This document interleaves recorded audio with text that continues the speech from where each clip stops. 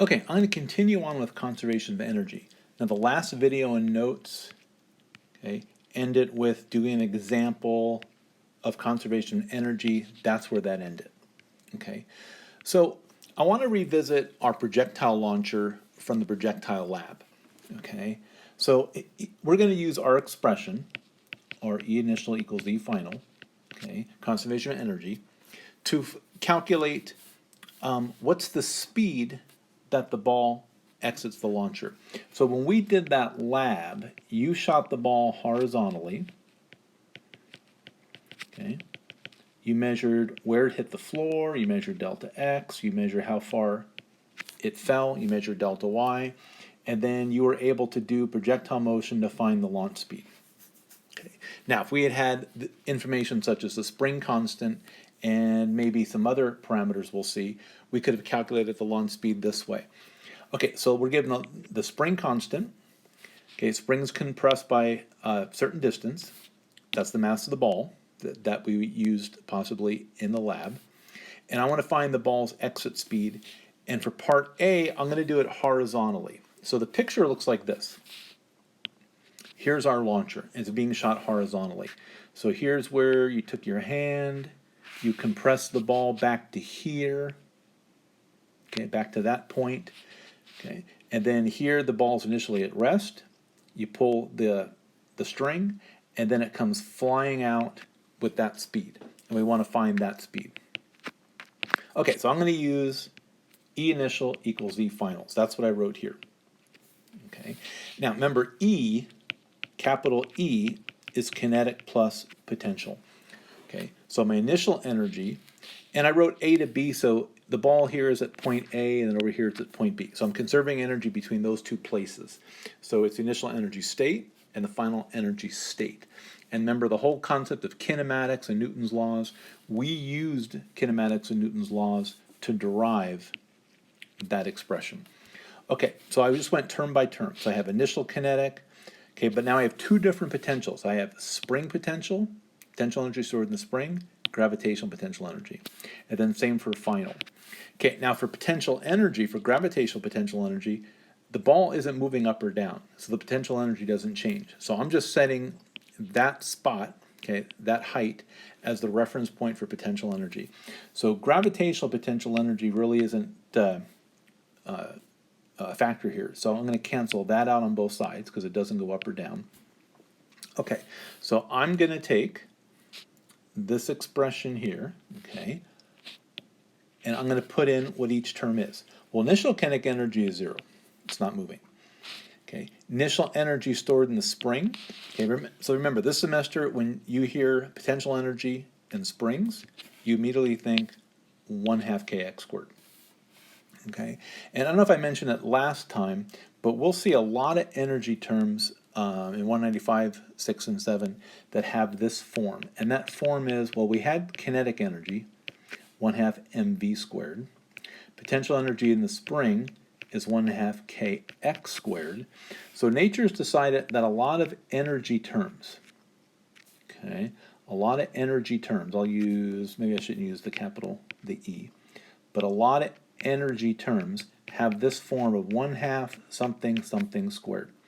Okay, next semester you'll look at the energy stored in a capacitor, and that'll be 1/2 CV squared. That's capacitance, that's the voltage. You'll look at the energy stored in an inductor, 1/2 Li squared. L is the inductance, I is the current. So it has this form. It's 1/2 something something squared. So when you hear potential energy, okay, for a spring, don't think it's kx, okay? That's a force, has units of force.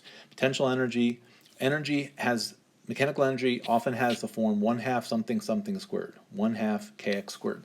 Okay, so for the spring, kinetic energy 0 for the ball, okay? And here I put the ball and spring system, okay? So the ball and the spring are one system. And some books take a dotted line, it gets kind of messy, but they take a dotted line around the whole ball and spring, and actually you're including the earth too. Okay, so the ball and spring are part of the system. So initial kinetic energy of the ball is 0. Initial potential energy of the spring is 1/2 kx squared. X is the distance the spring is compressed, that you compressed it in lab. Okay. Final kinetic energy of the ball is 1/2 mv squared. Final potential energy stored in the spring. Here the spring comes back to its relaxed position. So potential energy stored in the spring final, that's 0. Okay. So I just solved this expression for V, and that gives me the launch speed. So back in that lab, if the manufacturer gave you the spring constant, you could measure how far you compressed it, you know the mass of the ball, all right, and you could find the launch speed. So when we did that lab, I had asked, why doesn't the manufacturer print the launch speed on the side of the launcher? And one of the main reasons is that mass. They don't know what you're going to stick in there. If you stick in one of the stainless steel balls, then that mass would be huge. That'd be a large mass, which would make the launch speed smaller. And I demonstrated that by putting the heavy plunger in there, and it didn't come out as fast. Okay, now, what about if it's fired vertically? Okay, so in lab, we fired it at an angle. Okay, and we said when you rotate it from that picture to this picture, it comes out with the same speed. That's not exactly the case. Okay, so here we're going to launch it vertically. Okay, so I drew the picture here. Okay, so it's vertical. Okay, so here is the launcher. Here's the ball before it's launched. Here's the ball as it exits, becomes a projectile. Okay, so I want to find that launch speed and see if it's similar to that. Okay, so here's our general expression. I wrote E initial equals E final. Okay, so I have to write down each term. I have kinetic of the ball, potential of the ball, potential energy stored in the spring, final kinetic of the ball, final gravitational potential energy of the ball, final potential energy stored in the spring. Oops, right there. Okay, so term by term. So I have to go to my picture. So now the big difference is over here, potential energy of the ball didn't change. It's horizontal. Here, okay, not only, well, let me go back here. Here, initial energy of the system is all potential.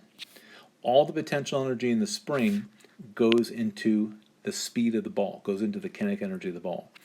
Here, the potential energy in the spring, okay, not only goes into speeding up the ball, but it goes into lifting it. So we have an idea that some of that energy to lift it is going to take away from the launch speed. Okay, so let's find that launch speed. So initial kinetic energy is 0. Okay, initial gravitational potential energy of the ball is 0 because here's where I chose my reference point. Initial potential energy stored in the spring, that's my 1/2 kx squared. Final kinetic energy, that's my 1/2 mv squared. Final gravitational potential energy, okay, remember gravitational potential energy is mg times a height. So my height is x, so mgx. And then final potential energy stored in the spring is at its relaxed position. That's relaxed. So final potential energy stored in the spring is 0. So these are my 3 terms, and I solved this for V. Now before, when it was shot horizontal, V was this. Okay, so you can see that the launch speed is the same what it was before, minus a little bit due to this height.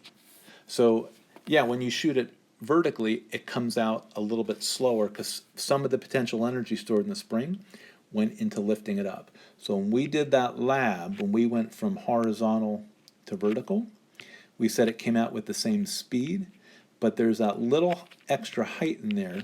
So some of that initial potential energy in the spring went into gravitational potential energy, which would decrease the kinetic energy when it exits, which would decrease the launch speed. So that could account for some error when we did that lab, when we tilted it up and we said it came out with the same V0. Okay, now, if we had all this information back then, or if we did this lab again, we could ask, well, what's the spring constant for your launcher? So that was the first one I did. Right, initial energy stored in the spring. So you can go a couple pages up. Final energy is kinetic when it exits. Okay, so we had this before, 2 pages up. Here, up there I solved it for V. Okay, now I'm going to solve it for K. All right, so we did that lab. The yellow ball, that was the mass of the yellow ball I put on the scale. We didn't have to do it in lab, but if you did it in lab, that would be the mass of the yellow ball. And we use the middle setting, so that's how far the spring was compressed. And then from that lab, a lot of people had their launch speed was about maybe 480 centimeters per second back on that lab. Okay, so I convert that to meters per second, and that gives me my spring constant. Okay, and I actually did this for 450. Okay, so for example, the manufacturer could print on the side the spring constant's about 65 newtons per meter. Okay, now we want to look at what happens to our energy considerations when we have non-conservative forces. Okay, so let's say I have an object here, has mass m, all right, and it's moving because there's kinetic energy, and over here it's at rest. Remember, because kinetic energy is 1/2 mv squared. Okay, and if v is 0, kinetic energy is 0. So the final kinetic energy is 0. And d is the distance over which this thing slides, and that's my kinetic friction force pointing backwards as this thing is moving to the right. Okay, so is energy conserved? Does the energy change? Yeah, because final energy is 0, initial energy is 100. So the energy changed, or the energy decreased by 100 joules. So the change in energy is minus 100 joules. So where did that energy go? Well, the book will call it an internal energy, and you might see that term also in your chemistry class. So that internal energy, that's a thermal energy, okay? So the cup gets hot, the table gets hot. So the kinetic friction force, okay, dissipates the kinetic energy in the form of heat. So if you take your hand and you run it along the table really quickly, your hand is going to get warm and the table gets warm, okay? So that thermal energy, or let's say the heat, that's not a mechanical potential energy, okay? It's not like you have a ball and you lift it up, it has potential, and you drop it, you get kinetic. You lift it up, you have potential, you drop it, you get kinetic. Here, as you go back and forth on the table, friction generates heat, and when you stop, that heat just dissipates into the air. There's nothing stored, there's no potential energy, meaning I can't take the cup, heat it up in the microwave, put it on the table, and now have that cup move. Okay, that's not a stored energy. So we want to know whether the work done by friction is independent of the path taken. Okay, well, we looked at that previously, and we found if you take something like this and you move it around a table, okay, the longer path you take, the more heat is generated. So friction definitely does depend on the path. So that's why friction is a non-conservative force. It's not a reversible process. There's no mechanical energy stored by dragging it across the floor. And so we'll also see that kinetic friction doesn't have a potential energy function, because only conservative forces have potential energy functions. Gravity has potential energy function mgh, and the spring force is a conservative force. It has a potential energy function 1/2 kx squared.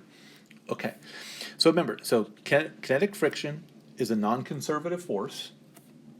Okay, so you can think of what happened is, in the picture above, that the mechanical energy, okay, that 100 joules of kinetic energy, was lost due to the non-conservative force, F sub k.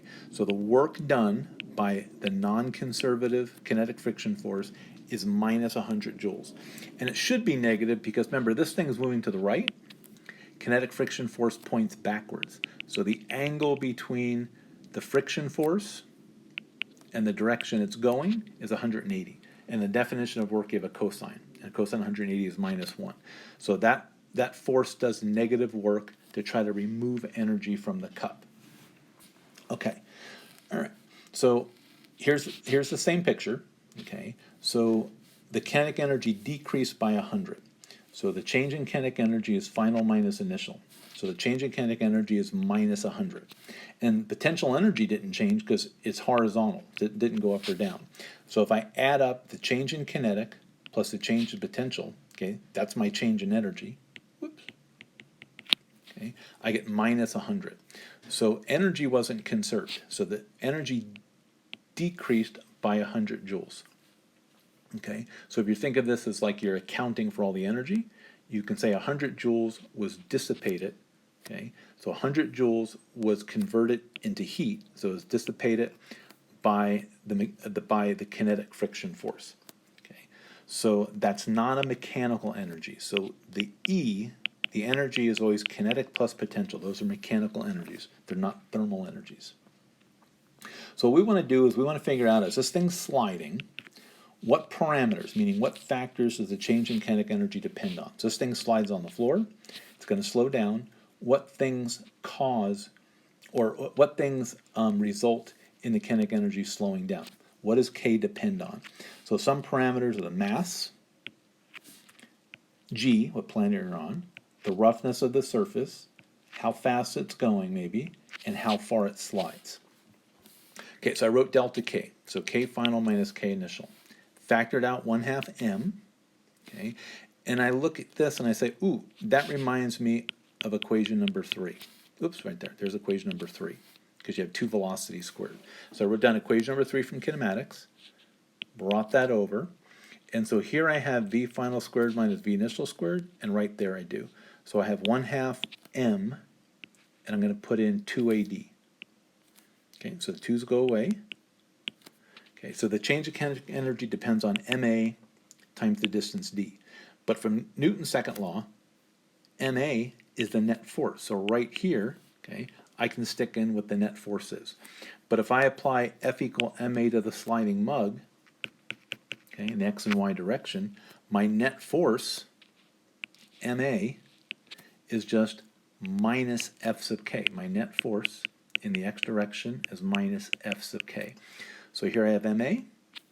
I replace that with the net force, and the net force is minus F sub k.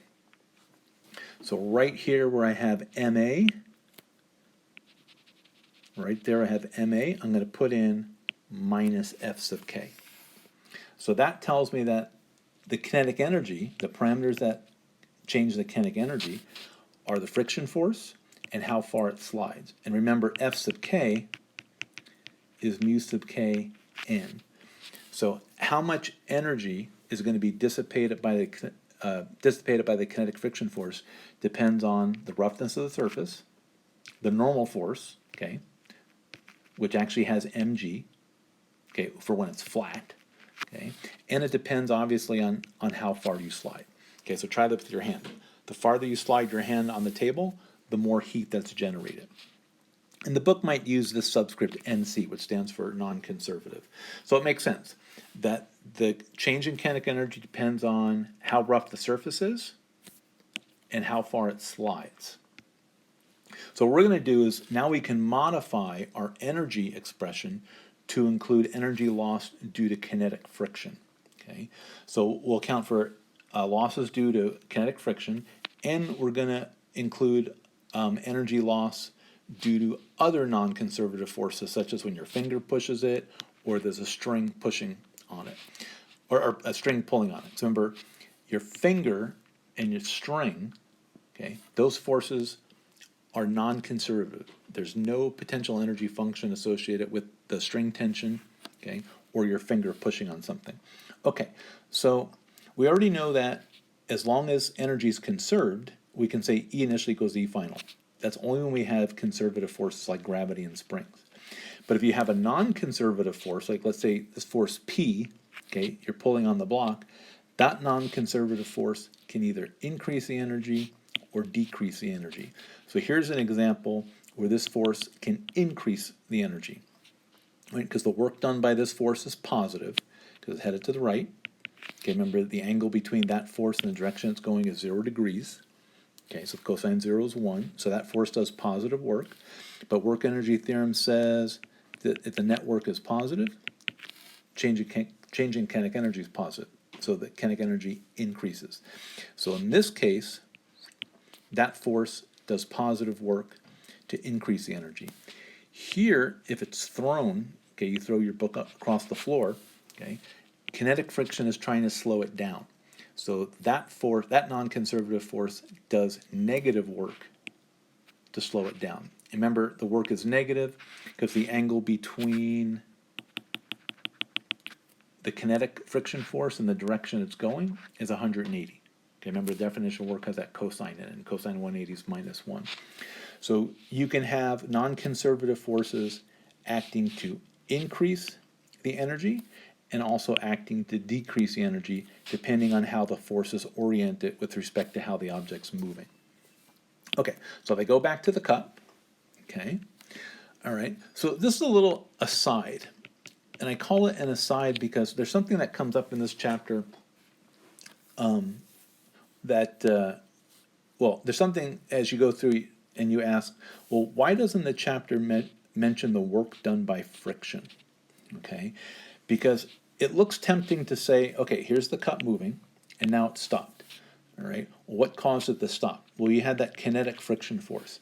So it looks like you could say the work done by friction, work done by kinetic friction, is the friction force times the distance that it moves times the cosine of the angle between them. Cosine of 180 is minus 1. So it looks like you could say the work done by friction is minus F sub kd. Okay, that's not exactly correct, and the book really doesn't go into the minutia of that. All right, but there's a reason why you never see in the book work done by friction is minus F sub kd. They never talk about the work done by friction. Okay, you would think that'd be an obvious thing to mention, but they never mention that term, never mention that expression. And the reason is the work done by friction is only that energy, mechanical energy, let's say the kinetic energy. So the work done by friction is only the kinetic energy that leaves the cup. Okay, what I mean by that is, let's say it had 100 joules of kinetic. Okay, now after it slides, it's stopped. So K final 0. And let's say out of those 100 joules, 60 of it went to heat up the mug, so the mug got warm, and 40 joules of that 100 went to heat up the table. Okay, so the work done by friction, okay, is only that portion that left the mug. That would be minus 40 joules. And usually when something slides, okay, so your book would get warm, the table gets warm, you have no idea which percentage of the kinetic energy went into warming up your book and which percentage of the kinetic energy went to heat to warm up the table.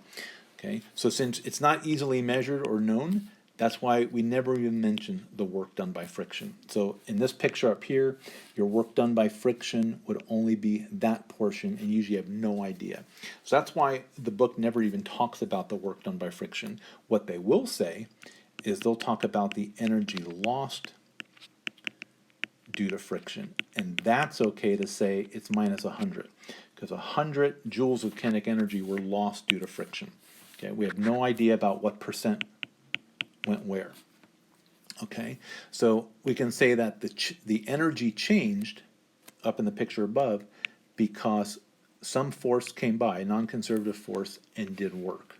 Okay, so what we can do is we can modify this expression for when energy was conserved to include losses due to the non-conservative friction force, and we'll modify it to include other non-conservative forces that can do work.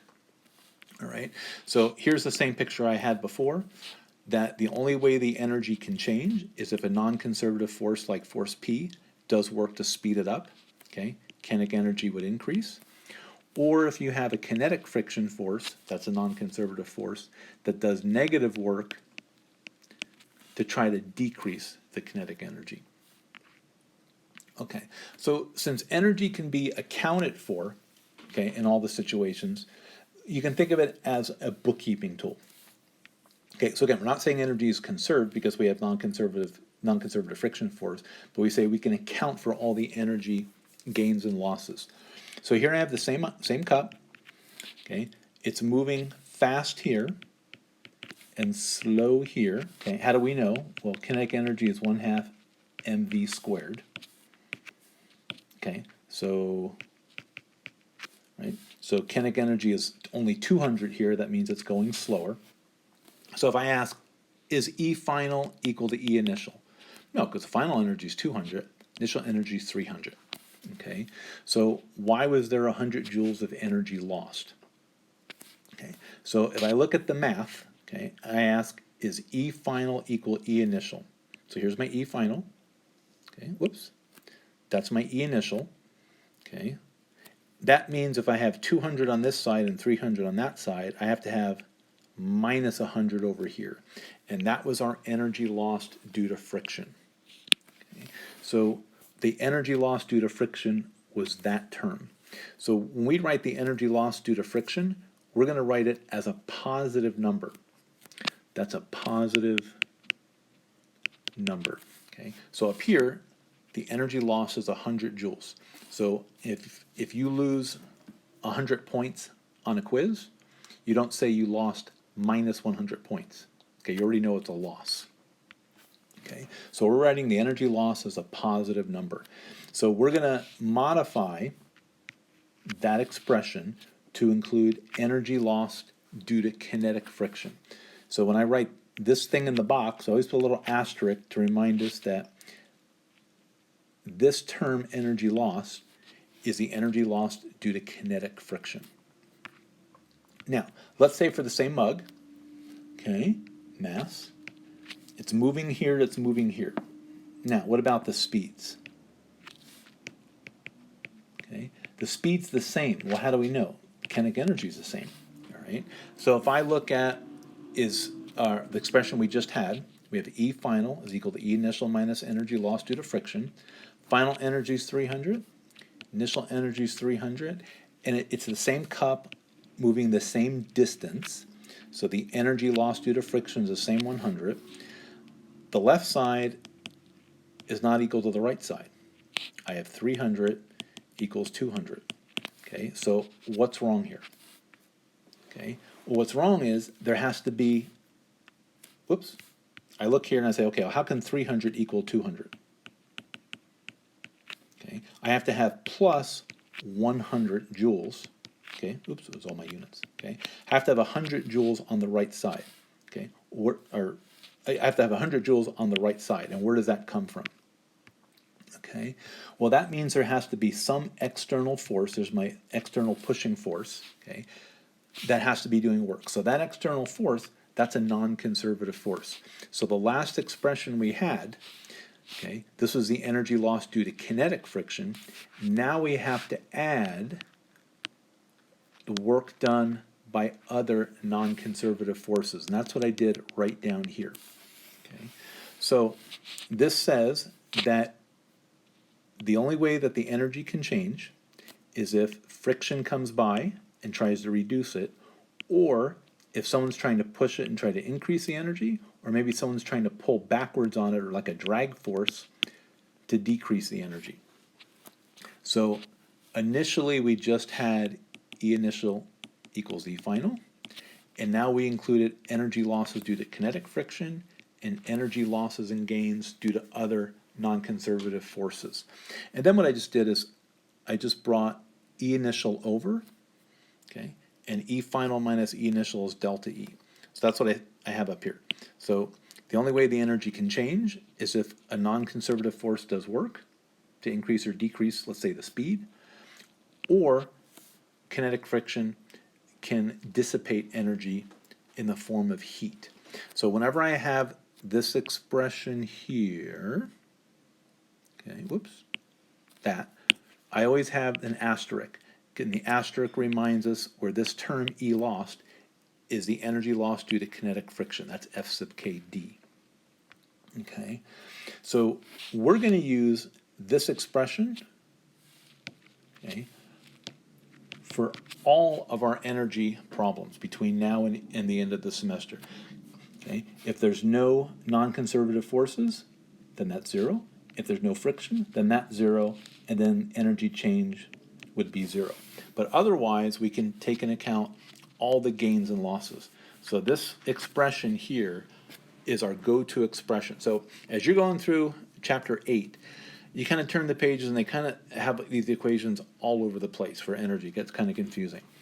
I'm going to use this expression, okay, for every problem we do that has energy in it. Okay, here's an example here.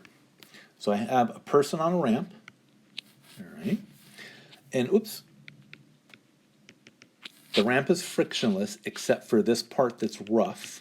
Okay, so they start from rest. They're going to slide down. They're going to slide across the rough portion. They're going to hit a spring. The spring is going to compress, and they're going to compress the spring that length L. Okay, and then they're going to momentarily come to rest here. So I'm going to label some places. It's point A, B, C, D. Ooh, I don't want to use capital E. I'll use a little e. And then when they stop over here, I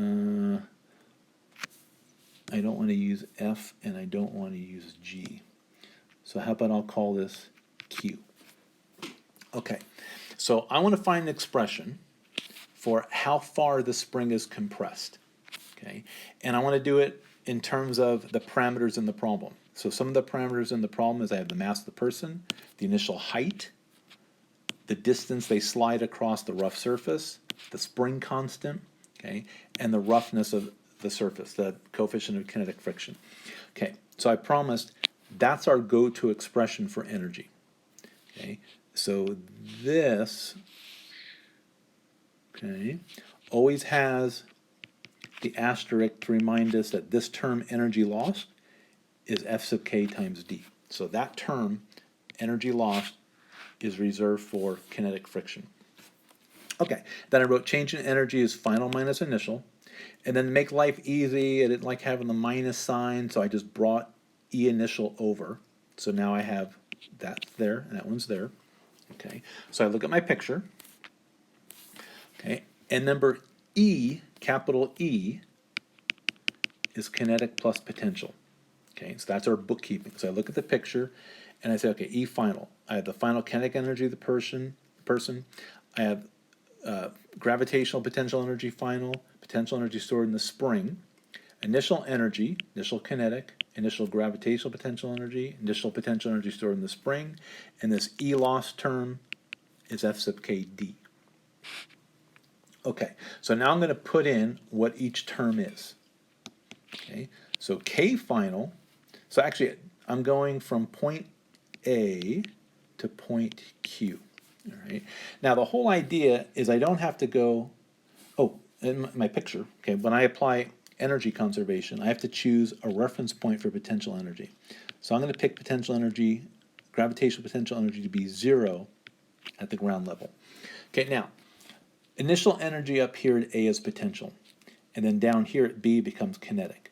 So I could conserve energy from A to B to find the speed, okay, and then from B to C, it's horizontal, so nothing's lost. And then I could do energy considerations from C to D to find the slower speed there, and so on. But this expression here says if I know all the energy losses and gains, then I can account for them with that one expression. So that's what I'm using here. I'm going to start from the initial state to the final state using this expression here. So my K final at point Q is 0 because the person's momentarily at rest right there. Okay, my final gravitational potential energy is 0, okay, because I'm choosing the ground. Okay, that ground position is potential energy 0. Final potential energy stored in the spring is 1/2 k L squared. Okay, initial kinetic energy is 0. Initial potential energy is mgh. Initial potential energy stored in the spring is 0. Okay, springs is relaxed position before the person hits it. Okay, and then minus F sub k d. Okay, now F sub k is always mu sub k times the normal force. If I go back to that picture, okay, here'd be the person sliding. Okay, so they're sliding over that rough surface. Okay, so you know that N points up. Well, that's a mess. You know that mg points down, normal force points up, and you can apply F equal ma and easily find that normal force is mg when it's going over that rough surface. Okay, so kinetic friction is mu sub k times n, and n is mg. All right, so I'm going to put that into this expression here. So I have 1/2 kl squared equals mgh minus F sub k, which is mu sub k times n. Don't forget the d. Don't leave off the d. Okay, and I can solve that for L. Okay, I can maybe factor out the mg. Okay, I'd have a 2 there.